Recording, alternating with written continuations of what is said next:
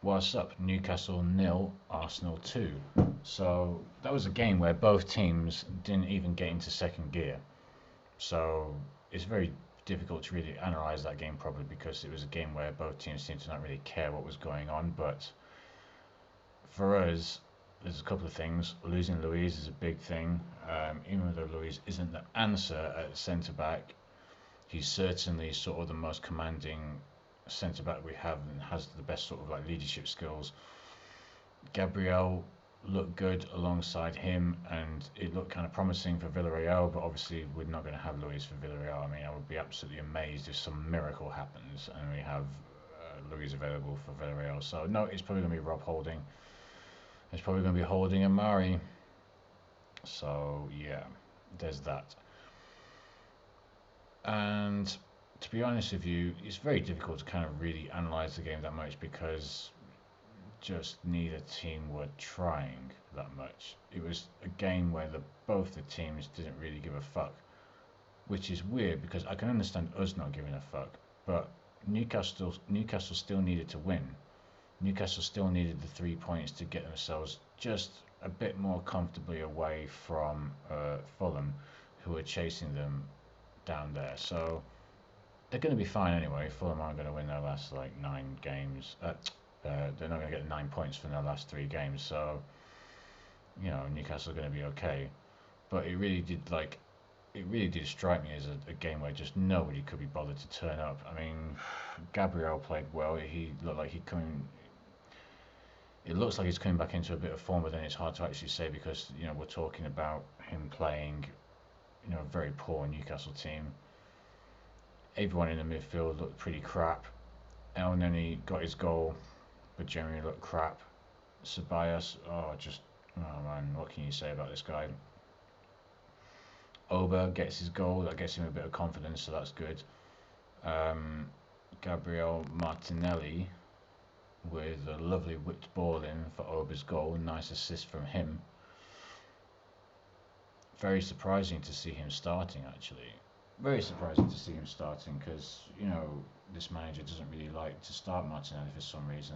Reasons that so far have been unclear. You know, we know he had an injury, but that was a long time ago now. So why is it suddenly affecting things now? Why would it affect things now? What is the reason for Arteta to not play Martinelli on a more consistent basis? I get in this game it was perhaps to replace Pepe on the left, give Pepe a break, cool. But before this game there has been many games where, look, Martinelli should have started and didn't, and someone like Eddie Nketiah started who shouldn't have. So what can you say? What can you say? The game was terrible. Big ups to the Man United fans because they have done like a big, they've done a big madness like getting into their stadium, and that was, I kind of hesitate to say that was great to see, but given the general kind of like context and theme and idea behind the protest, it was great to see, of course. I don't even know. Even at this point, I don't even know if the game is going to go ahead. Let's have a look. No, my internet still doesn't work, so that's fantastic. Let me look on my phone.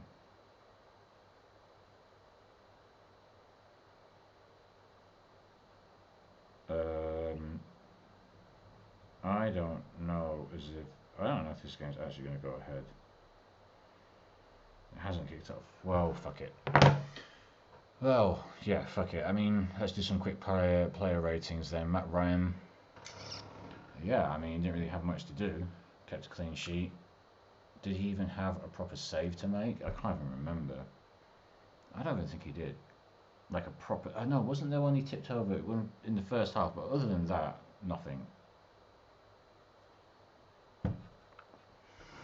So fair enough. We are on to Hector Bellerin. Hecky B. Well, he actually was involved in the first goal, and there was some overlapping. Oh yeah, I didn't actually give Matt Ryan a score, did I? So I would say Matt Ryan gets a sort of 6 because he didn't really do anything. Um, Bellerin, I suppose, the same, gets a 6.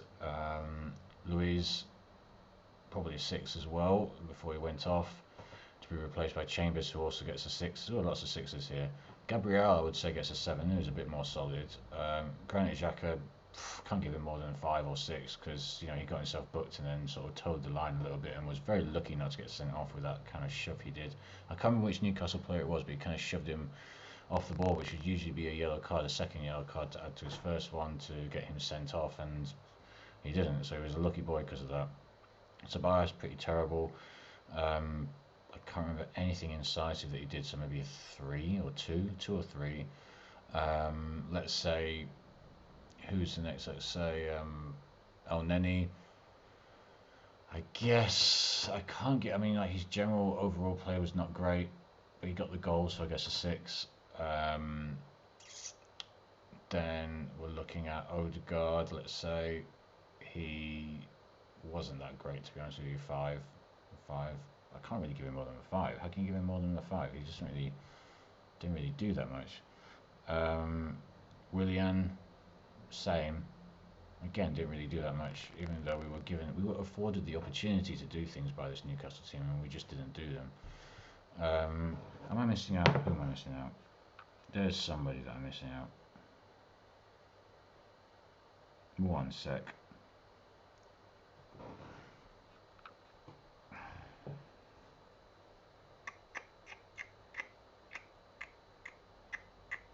Yeah, so Martinelli and Aubameyang. Martinelli again gets a 6. I mean, I thought he was all right. He got the assist for Aubameyang, but it was one of those. It was a very typical football thing where we're all crying out for Martinelli to start, and then he does start, and then it's a somewhat underwhelming performance. Very, very typical of football. So he gets a 6 for that. Aubameyang gets a 6 as well. Didn't really do much other than he grabbed the goal, and that was great for his confidence, and great to see him get 72 minutes under his belt, and that bodes well for Villarreal. In terms of the substitutes, I've already talked about Chambers. Pepe 5, Partey 5, because they didn't really get a chance to do anything. So that is that.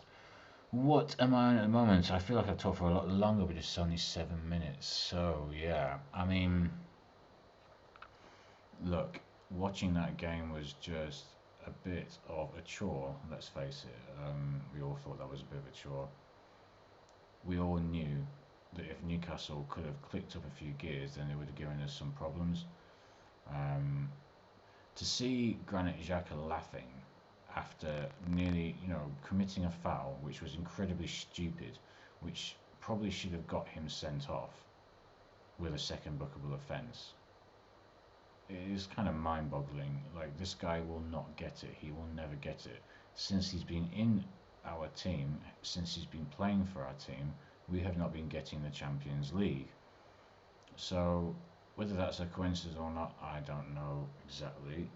But I would err on the side of get rid of this guy.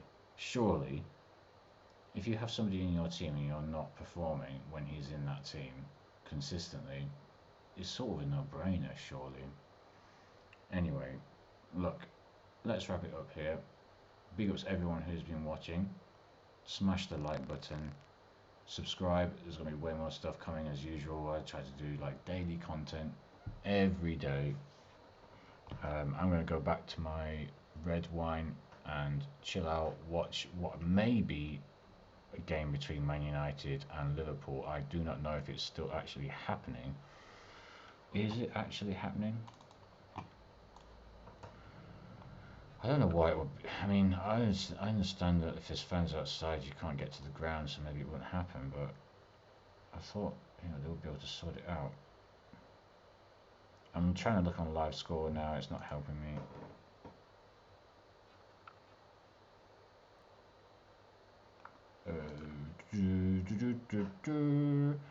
What's going on? What's going on? What's going on?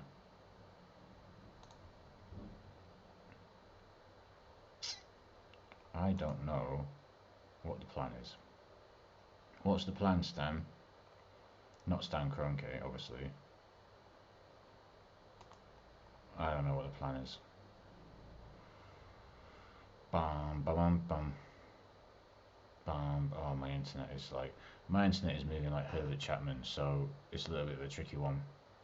Fuck, this internet is so terrible here.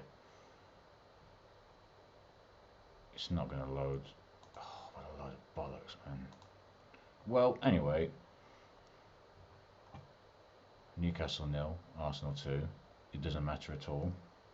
Let's hope that we can at least carry some kind of positive energy over to Villarreal, because if we'd have lost to Newcastle, we'd be going into Villarreal with a downer, and at least we don't have that, so we should be happy about that. I think this team is going to show up against Villarreal. I've said this and I maintain this on my channel and other people's channels when we talked about this kind of stuff. For some reason, this team turns up for those do or die biggest game of the season games. Doesn't make much sense, but they have it in them, and for some reason only these occasions seem to stir them enough to be able to play to the level that we expect on a weekly basis as Arsenal fans. So on that proviso, I definitely do think we're going to go through, and I definitely think it's going to be like a convincing win at, I almost said Highbury, at the Emirates. Look, let's say, I think my original score prediction was 3-1, so let's stick with 3-1. Aubameyang gets a couple of goals, maybe Pepe gets the other goal. And let's hope that my prediction is correct, because I really, really don't want penalties. That would be bad for the heart. Bad for the ticker, don't need that kind of stuff. Big ups everyone who has been watching. Smash the likes, subscribe. More stuff to come. I'm going to end it here. See you next time.